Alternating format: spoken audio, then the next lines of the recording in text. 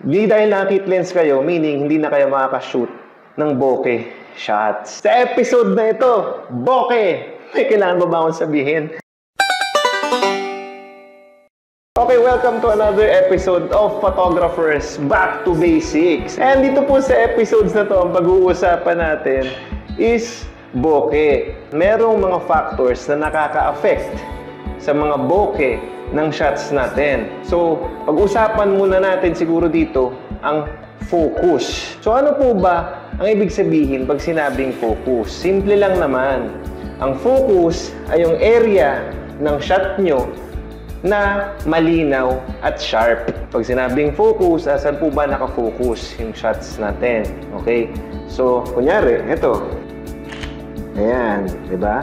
Kitang-kita nyo naman kung ano yung shot in focus. Dito po tayo nakafocus sa ating subject. So basically, yan yung focus. Okay? Ang susunod naman na pag-uusapan natin is depth of field. Ayan, ang depth of field po is kung gaano kakapal yung area na nakafocus. Again, ang nakaka-apekto sa depth of field ay ang ating aperture. So habang lumiliit ang butas ng lens mo, meaning lumalaki yung numero dun sa f-stop mo, ang depth of field or ang plane of focus natin kumakapal din. Okay, demo natin sa inyo. So tamang-tama, merong charger. Ito, ayusin natin. Ayan. Merong charger dun sa likod nitong subject natin. So pansinin niyo yung charger na yun. At f1.8, ito siya. Okay? O ngayon, usog natin sa f8 para lang exaggerated. Ayan. Kung papansinin nyo sa dalawang kuha, di ba? Mas naging sharp yung charger sa likod ng ating subject at f8 dahil mas lumawak ang ating, imagine nyo na lang yung plane of focus. So habang lumalaki ang numero ng f-stop nyo at lumiliit ang butas ng lens nyo, mas lumalawak or mas kumakapal yung plane of focus o yung depth of field ng shot natin. Ngayon, meron pang ibang factors na nakaka-affect sa depth of field na yan, sa plane of focus na yan, okay? Dito naman is distance ng lens, ng ating camera lens sa subject, okay?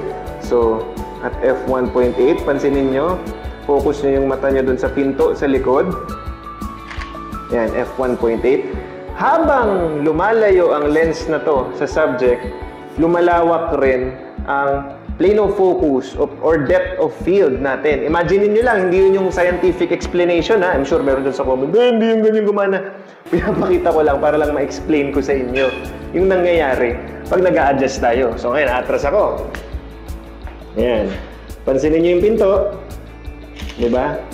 Ayan, sa shot na to, mas kita nyo na ng konti yung detail sa pinto compared kanina. So, mas atras pa ako. Yun. Diba?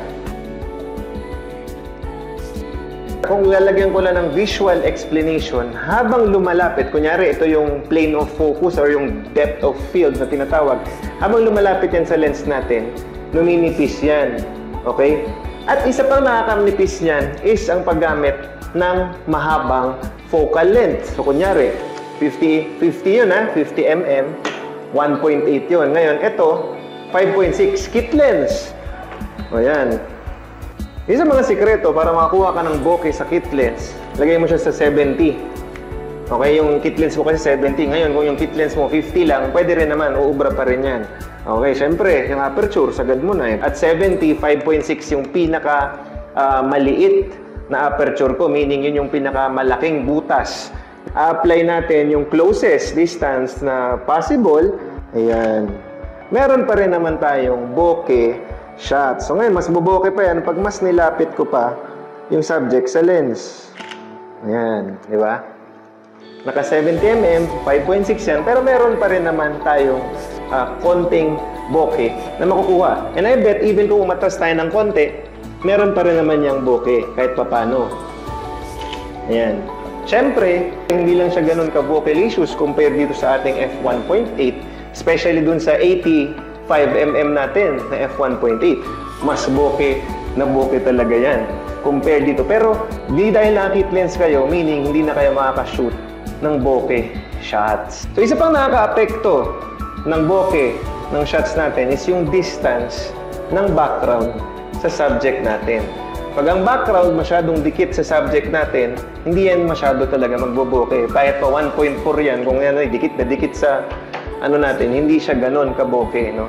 Kailangan may distance pa rin from the subject to the background. So ngayon, kung gusto nyo masagad ang bokeh, the farther away yung subject natin sa background and the closer yung subject natin sa lens, mas nagiging bokeh-licious yung shot natin. Ayun, so sana medyo na-gets nyo yung magulong explanation ko ng depth of field. Sorry, yun lang kinakaya ng utak ko kung paano mas madali siya bang ma-explain sa inyo na wala na yung mga scientific and technical mambo-jumbo. Na alam nga naman aralin niya pa yung optics, yung lahat, yung shape ng ng glass, yung... Nakakapagod lang yun eh. Ano, nag-enjoy kayo dito sa episode na to ng Photographers Back to Basics. Favorite naman to halos ng lahat ng photographers. Pero, reminder lang, dahan-dahan lang sa pagbobokeh kasi hindi lahat ng shots kailangan natin i-blur ang background. Okay? So, yun lang naman. God bless you all. Oh! Invite ko na rin kayo. Sali kayo sa ating group sa Photographers Kapatiran Facebook group. Pwede nyo i-post doon yung mga shots nyo. Pwede nyo i-hashtag Photographers Bokeh or Fat Bokeh. Ganun na lang. Bokeh Fat. Ayun na lang. Hashtag Bokeh Fat. Post nyo doon yung mga bokeh shots nyo. Para naman makita ko, no? Yung mga kuha nyo kung meron kayong natutunan dito sa ating episode na to. Ayun. So, God bless you all. Enjoy shooting. Bye-bye you.